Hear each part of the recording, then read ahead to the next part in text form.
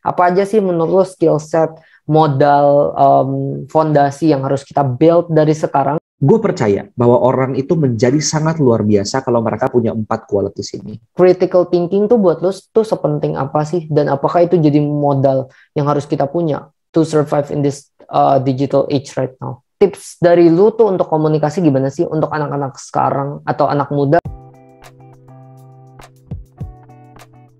Perspektif muda. Komunitas bagi anak dan orang muda dalam memberikan pandangan mereka untuk menghadirkan pola pikir dari segala sudut pandang. Perspektif muda, where your perspective matters.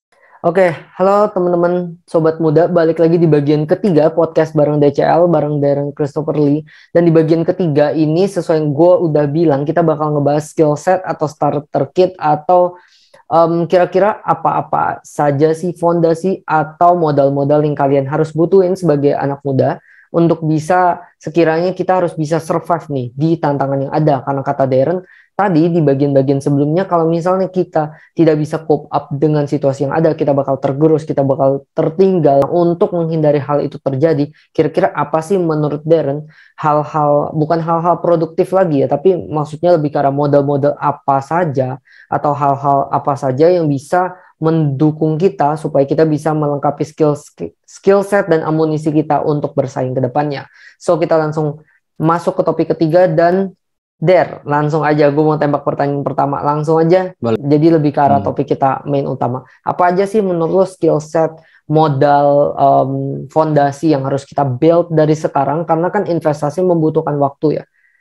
Apa aja yang menurut lo penting untuk dimulai dari sekarang untuk kita bisa bersaing? Mungkin kalau lo mau bisa bagi, mungkin bisa di short term dan long term juga. Mungkin kalau misalnya ada perbedaan, tapi kalau misalnya enggak, you can list down apa-apa aja sih yang penting untuk dilakukan sama anak muda. Oke, good. Sebenarnya disclaimer dikit juga ya. Steps yang gua bikin atau ibaratnya starter kit yang abis ini gua bakal list itu hanyalah starter kit yang bagi gua terbaik gitu. Tapi sekali lagi gue pengen nekenin bahwa mungkin di luar sana atau mungkin teman-teman di rumah udah punya skill set yang jauh lebih baik, good for you. Tapi ini kalau bagi gua sendiri ya, maybe ada yang gerak barusan di belakang nih. Ya oke, gak apa-apa. Ya jadi pas kalau misalnya lu tanya skill set yang gue butuhin ya, maybe for the short term ya, yang gue bakal rekomend adalah time management. Itu bagus banget dan diperlukan banget. Kenapa? Karena di saat lu bisa manage your time, lu akan mulai bisa mengatur hal-hal kecil yang lu lakukan dan mengkonstruksinya menjadi hal-hal yang lebih besar. Itu yang pertama. Yang kedua, menurut gue kalian harus berani to take risks. Dan itu berarti berani to take sacrifices juga gitu loh. Karena tadi kita udah bahas di segmen-segmen sebelumnya bahwa when you make sacrifices, you're actually bargaining for a better future gitu. Tapi tadi cukup menarik juga karena Covelli sempat bilang bahwa lu jangan sampai kayak lu lepas semuanya. Iya benar gitu. Dan make sure yang lu sacrifice itu bukan something yang bakal menghancurkan diri lu gitu. Tapi sesuatu yang bakal membuat diri lu menjadi semakin maju gitu. Don't overexert yourself sih kalau gue bilang. Find the balance in everything. Lanjut. Betul. Lalu learn to think. Learn to think. Belajar untuk berpikir. Think for yourself. Itu. Jangan selalu bergantung kepada pemikiran orang. Maksudnya boleh nggak sih tanya pendapat orang? Boleh banget teman-teman. Itu penting karena kadang-kadang kita nggak bisa kan. Tapi learn to think for yourself. Gitu loh. Apa sih yang lu mau? Gitu loh. Trust your judgment. Gitu. Kalau lu misalnya udah berkali-kali, tapi aku berkali-kali bikin judgment gue selalu buruk. Okay, maybe it's time for you to learn. Gitu loh. Belajar dari orang, amati. Gitu loh. Yang keempat, gue akan bilang bahwa learn to love. Belajar untuk mengasihi orang-orang. Gitu. Karena sejatinya orang-orang itu nggak akan selalu baik. Orang-orang itu nggak akan selalu murah hati and gentle kepada diri lu. Orang-orang akan mengecewakan, orang-orang akan jahat, ya kan, orang-orang akan melakukan begitu banyak hal yang bisa membuat lu bitter and resentful baratnya. Tapi never ever submit to that bitterness and to that resentment gitu loh. Because it will destroy you from the inside out gitu loh. Dan jadi kayak itu butuh banget, oke? Dan ini sekali lagi karena keperluan waktu, jadi gue agak ringkas gitu ya. Tapi kalau kita bisa expand ini maybe in another time. Lalu I would say learn to trust people. Gue udah bilang sebelum, learn to trust people. Belajar untuk percaya sama orang-orang. Gue punya teman yang dia bilang, enggak, gue kuat. Orang-orang ngecewain gue kuat, makanya gue sendiri. Gitu. Tapi gue gak akan bilang dia kuat. I'm gonna say that dia takut. Gitu. That dia takut untuk percaya dengan orang-orang karena dia tahu dia akan dikecewakan. Yeah. And so I would say, you would need courage. Gitu. Lo akan butuh keberanian. Dan keberanian itu paling baik dilatih dengan lu mencoba untuk trust orang-orang, terutama dengan hal-hal yang sulit, gitu loh. Learn to cherish the moments, belajar untuk bisa menghargai waktu yang sekarang ini, karena satu hal yang bikin gue insomnia tiap malam adalah karena diri gue nggak bisa menerima fakta bahwa right now, the present itu cuma ada untuk segelintir waktu dan nggak akan ada untuk selama-lamanya lagi, gitu loh. Kayak ini podcast 1 jam atau 3 jam kita rekaman nih bro, ini nggak akan terulang lagi, sama sekali tidak akan terulang lagi. Gitu. Jadi kayak dulu ada yang pernah, ada filsuf yang pernah bilang bahwa gue lupa siapa, tapi dia bilang lu nggak akan pernah menginjakan kaki kepada sungai yang sama, karena kalau misalnya lu nginjak kaki kepada aliran sungai jam 6 pagi sama lu nginjak lagi di jam 6:02 ya kan, itu tuh udah air yang berbeda, gitu loh. Jadi kayak it's technically not the same river, gitu loh. Nah jadi kayak gitu ya. Dan lo harus tahu bahwa waktu tuh sangat berharga, gitu. Dan kalau misalnya lo nggak gunakan sebaik mungkin, lo akan regret. Dan di saat lo udah regret, lo nggak bisa keluar dari situ. Maksudnya lo nggak bisa lakukan apapun untuk mengubah itu, gitu loh. Tapi at the same time, gue juga akan bilang learn to forgive yourself. Gitu. Gagal nggak apa-apa, gitu loh. Kacau nggak apa-apa. Dan apa ya? Satu hal yang menarik adalah gue tuh belakangan itu suka lagi questioning if there is a good God. Why does suffering exist? Why does pain exist? Gitu. Dan kadang kita berpikir bahwa Tuhan itu tuh absent dari segala bentuk kesakitan. Tuhan tuh absent dari segala bentuk kesengsaraan dan pain and suffering dan semuanya itu. Gitu. Tapi let me share something as a Christian. Gitu. Let me say bahwa in my faith, di dalam iman gue, gitu ya, gue percaya bahwa God became man. Tuhan menjadi manusia. Lalu dia sengsara, gitu. Dia menderita dan dia mati. Gitu. The most gruesome death possible. Gitu. Dia disalib, ya kan? Dia dipaku kepada tiang, ya kan? Telanjang. Kalau misalnya kalian lihat Tuhan Yesus tuh pakai celana tuh sebenarnya enggak. Itu tuh telanjang beneran bulat, gitu. Telanjang bulat gitu. Sebelum itu dia udah dicampakkan, digebukin, akan dicambuk-cambuk gitu loh. And it raises something yang very interesting to me. Yang berarti bahwa cerita mengenai Yesus ini menunjukkan bahwa the Christian God is never absent from human suffering, gitu loh. Tapi he's involved in it. Dia pernah merasakannya juga, gitu loh. Nah, jadi learn to forgive, gitu. Yourself dan orang-orang, gitu loh. Learn to forgive situations, gitu loh. Nah, maybe for the short run itu, tapi for the long run, gue akan bilang bahwa gue percaya bahwa orang itu menjadi sangat luar biasa kalau mereka punya 4 qualities ini. Yang pertama, kalau misalnya mereka itu intellectually formidable, mereka pintar.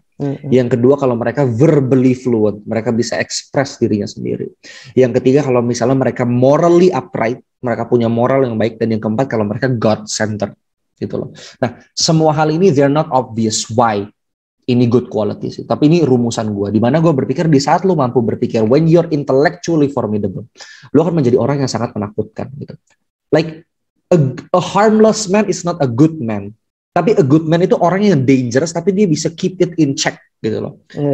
Di mana dia tuh sebenarnya bisa berbuat hal-hal yang luar biasa dan to a certain extent dangerous, gitu, mengancam. Kan misalnya kayak lu bangun bisnis, dia hebat nih, ini dia begini kalah nih bisnis, dia mengancam, he's dangerous, gitu, not in a bad way, gitu ya.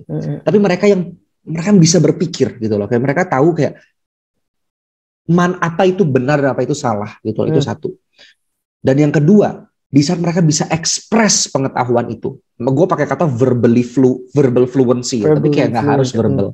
Ya, tapi lu bisa bagi ini kemanapun, lu bisa nulis, ya kan, lu bisa ngomong, kan, lu bisa pokoknya do anything yang lu bisa untuk express it, gitu. Karena as long as these thoughts tuh nggak keluar dari otak lu, mereka cuma bisa do good for you only, gitu loh. Tapi gue percaya when you live for others more than for yourself, sometimes itu bisa menjadi lebih rewarding gitu. Itu yang kedua. Yang ketiga, morally upright gitu loh. Di saat lu bisa menjadi orang yang benar-benar have good judgment of your morality. Karena sekarang atau nanti lu akan dituntut untuk membuat pilihan-pilihan yang sulit gitu loh. Dan kadang-kadang pilihan-pilihan sulit ini tuh nothing good will come out of it gitu loh. Maksudnya kayak ibaratnya lu disuruh contoh ya, amit-amit nih, tapi kayak lu disuruh nabrakin diri lu ke kereta api atau loncat dari gedung setinggi 10 lantai gitu misalnya. Kayak lu mau ngapain gitu. Kayak lu di titik itu lu mau ngapain gitu. Dan di saat-saat seperti itulah lu punya judgment tuh digunakan gitu. Dan yang terakhir gue akan bilang semua ini rests upon, kembali lagi kepada God-centeredness gitu loh. Karena gue percaya without God, life would be absurd. You won't have a reasonable explanation for the origins of the universe. You won't have a reasonable explanation for why objective moral standards and values and duties exist gitu. Dan begitu banyak hal lainnya gitu. Tapi di lain semua ini pula gue juga akan bilang untuk kalian to resist pride gitu. Untuk kalahkan pride wherever it is gitu. Kesombongan, you need to beat the hell out of it gitu loh, kayak literally beat the hell out of it gitu. Selebih ini gue cuma akan bilang kayak kalian mesti be open minded, jangan listen to other people, listen to your enemies. Dan gue juga akan bilang you must listen to Jordan Peterson karena dia tuh adalah seorang psikolog yang gue suka banget, bagus banget. Jordan Peterson, kalau kalian mau cari resources tuh bagus banget di situ. Dan learn to learn gitu, belajar untuk terus belajar gitu. Dan mungkin terakhir gue akan bilang ya be open minded lah ya, kayak karena sometimes lu akan bisa salah gitu. It's okay untuk salah dan it's okay untuk belajar gitu. Kalau dari gue sih gitu paling sih. Okay. Short but concise. Limited time, this forces us to summarize things, jadi membuat semua penjelasan jadi lebih clear, sharp, dan langsung ke poinnya. Walaupun ini enak buat dielaborasi, mungkin gue akan ambil poin utamanya terkait God-centered. Menurut gue balik lagi, gue juga lagi gue nggak exploitin kemana-mana atau misalnya mempromosikan ini kemana-mana, tapi kalau misalnya gue ada tempat dan ada platform juga, gue sering bilang ke orang-orang terdekat bahwa currently I'm living in a miracle gitu dari kemarin-kemarin ini, karena banyak banget proses-proses panjang yang akhirnya menghasilkan, membuahkan di akhirnya gitu. Jadi benar yang kata Darren bilang, ketika kita berinvestasi dari awal, proses itu membutuhkan waktu, tetapi nantinya dia bisa menghasilkan suatu buah, dia bisa menghasilkan satu result yang itu tertuang gimana dari proses yang lu udah lakuin selama ini. Kalau proses yang lu lakuinnya biasa aja, hasil yang lu akan dapat biasa aja. Tetapi ketika lu ngelakuin 100%, yang akan lu dapat 100%, dan begitu seterusnya gitu ya. Jadi itu yang menurut gue I'm currently living in miracles. Kenapa? Karena gue start with a foundation yang menurut gue ketika gue lagi down, ketika gue lagi apa-apa, gue nggak bilang manusia tidak bisa membantu, tetapi gue juga nggak mau menjadi orang yang sok rohani, tapi I could say from my experience bahwa hubungan intimacy dengan Tuhan dan relationship itu jadi faktor pendorong yang lumayan mengarahkan gua. Dan kalau misalnya ada apa-apa, kita tahu harus kemana, lowest rock bottomnya kita harus kemana. Nah, tapi regarding di luar dari itu yang gue mau bahas, mungkin 1-2 poin ke depan adalah tadi lu bilang soal fluency di dalam kita harus berbicara, ataupun kita juga harus harus ya soal pembicaraan itu ya Der ya, dan confident untuk mengutarakan itu. Nah, seberapa penting untuk kita bukan cuma harus mengutarakan, tapi kita juga harus menganalisis semua informasi, semua hal-hal yang beredar. Karena itu kan juga menjadi modal untuk kita ngomong, menjadi modal untuk kita nulis, mengekspresikan diri kita. Critical thinking tuh buat lo tuh sepenting apa sih? Dan apakah itu jadi modal yang harus kita punya to survive in this digital age right now? Oke. Critical thinking itu hanya penting bagi orang-orang yang memang benar pengen mencari kebenaran. Gitu. And critical thinking itu kayak mungkin orang masih belum found gist of it, kayak apa sih itu sebenarnya ya kan. Dan gue juga akan bilang bahwa I'm still on my way untuk bisa discover gitu. Tapi I would define critical thinking sebagai, di masa depan nanti, gue ragu kalau peperangan akan dilakukan dengan cara lu nembak-nembak atau tusuk-tusukan gitu loh. Tapi there is a war that is happening right now, bahkan di tengah kita. And it's a culture war. Itu perang culture gitu loh. Dimana kalau misalnya lu lihat ke US, ada great divide antara Democrats sama Republicans gitu. Banyak perdebatan yang terjadi antara LGBTQ rights, ya kan, antara gun control, antara let's say climate change, antara abortion, pokoknya tentang topik-topik ini gitu ibaratnya. Dan gue percaya bahwa sooner or later perdebatan ini juga akan sampai ke sini, sampai ke Indonesia. Dan kita nggak usah kesana, kita bisa ngomong misalnya tentang presiden, ya kan, tentang kebijakan pemerintah gitu loh, tentang langkah ini, langkah itu, pendidikan ini, pendidikan itu. Kita, sama kayak Najwa Shihab tadi bilang, yang kita punya adalah suara kita gitu. Dan there is no middle ground. Lu mesti pilih sesuatu. Gua nggak bisa bilang gitu sih, karena itu bakal jadi false dichotomy. Cuman kayak ibaratnya, ya, you must pick, you must choose a side. Gitu. Kalaupun lu nggak tahu, you must have good reasons kenapa lu tuh bisa melakukan hal tersebut, gitu loh.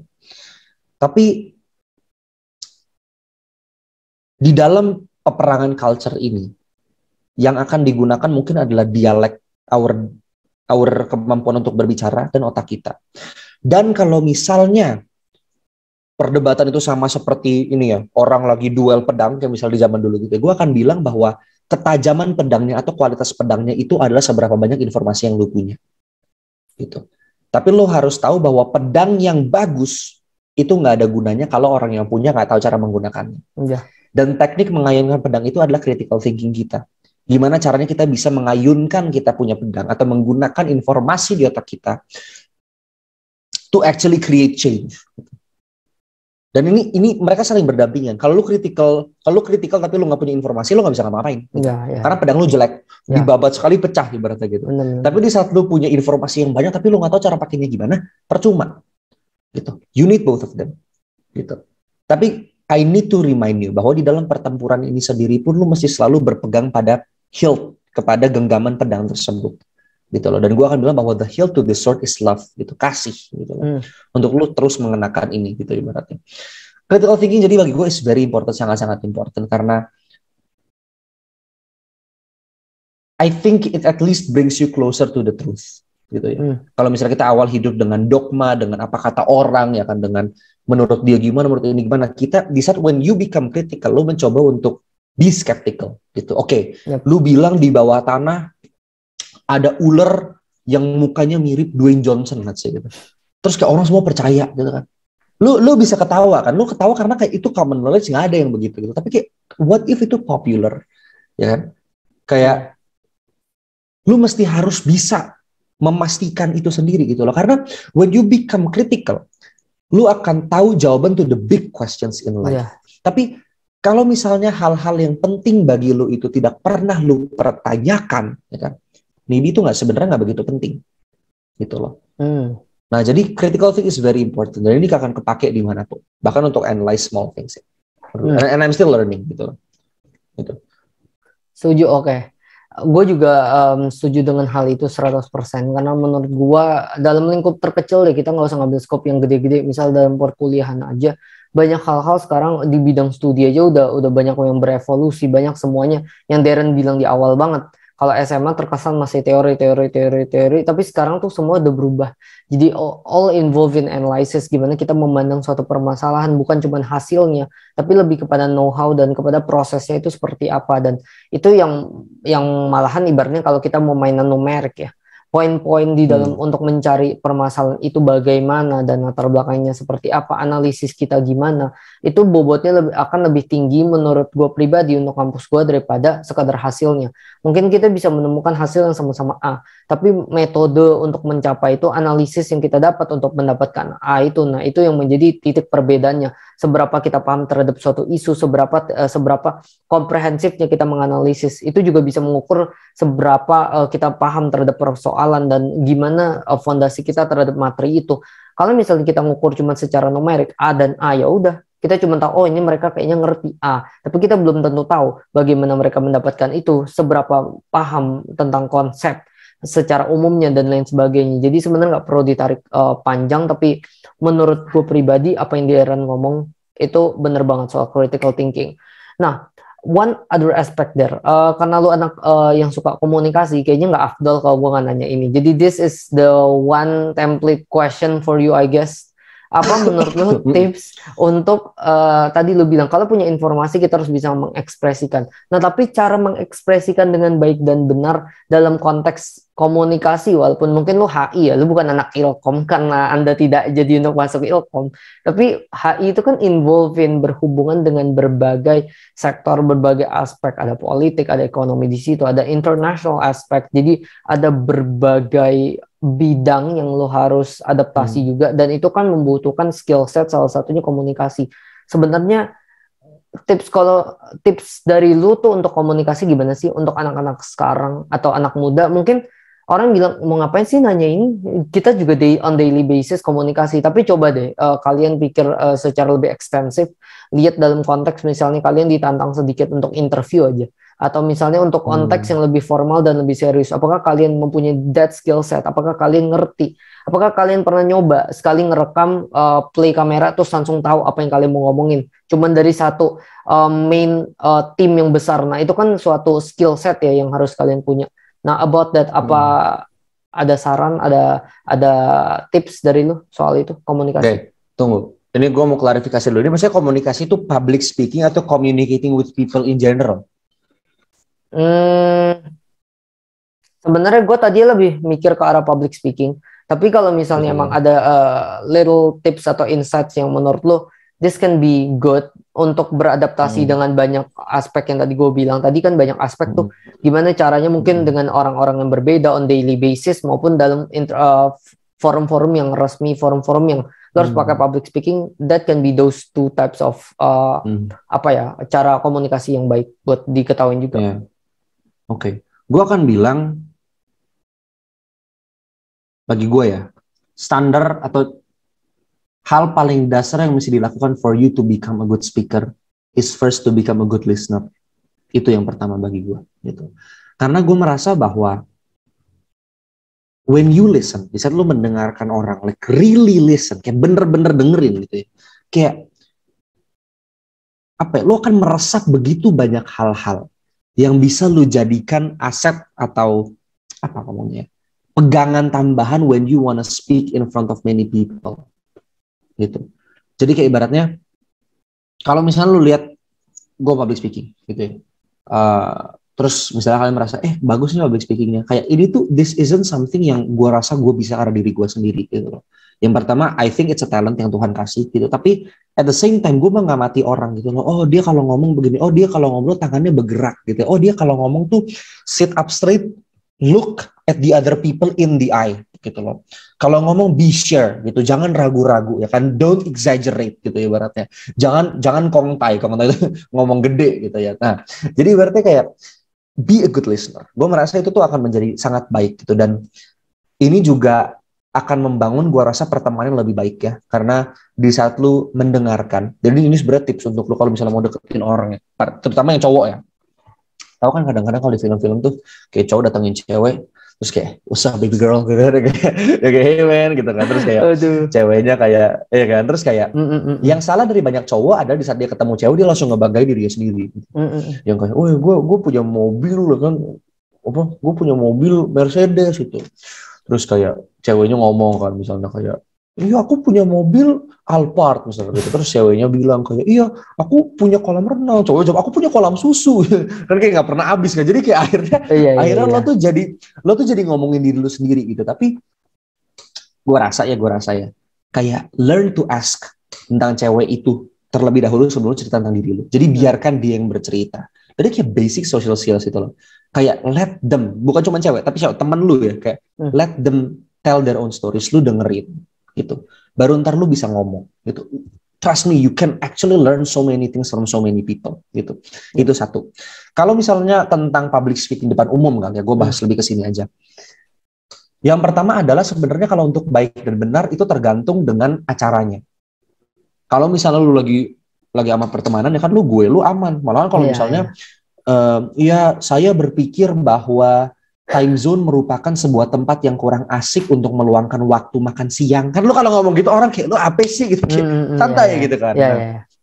Gitu loh. Jadi aman gitu. Jadi kalau misalnya kayak dalam casual setting, misalnya kayak stand up comedy ya kan, lu kalau stand up comedy kan semua orang santai gitu kan.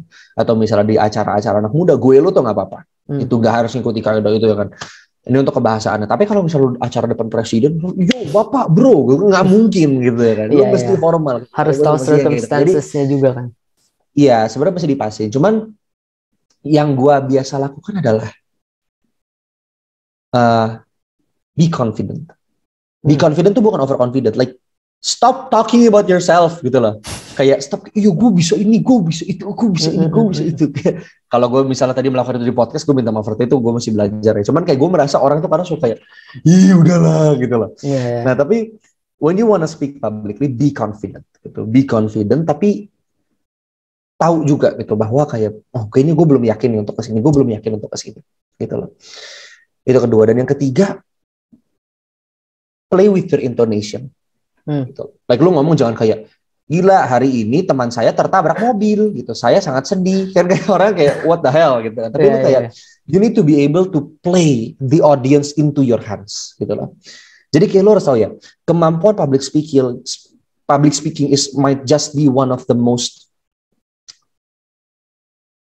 decisive skill that you can have. Semua pemimpin hebat yang mereka punya adalah kemampuan oratory skills, kemampuan berbicara. Hitler, Stalin, ya kan, Barack Obama, ya kan, itu kayak mereka semua tuh punya kemampuan, Soekarno, kemampuan public speaking yang luar biasa, gitu loh.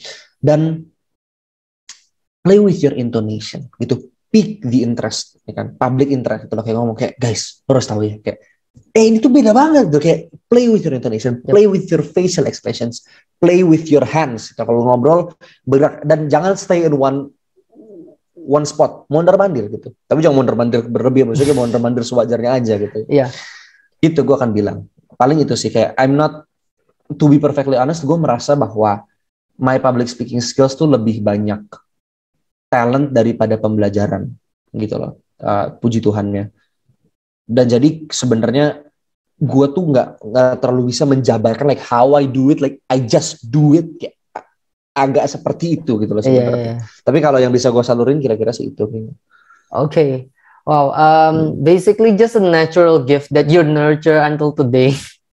So or shall I say like that? Jadi sebenarnya balik lagi ke awal Der. Maksud gue adalah kenapa gue nanya ini, karena for me banyak banget sebenarnya tadi poin-poin baik itu dari short term maupun dari long term yang lu ambil tuh, yang lu bahas kan satu-satu.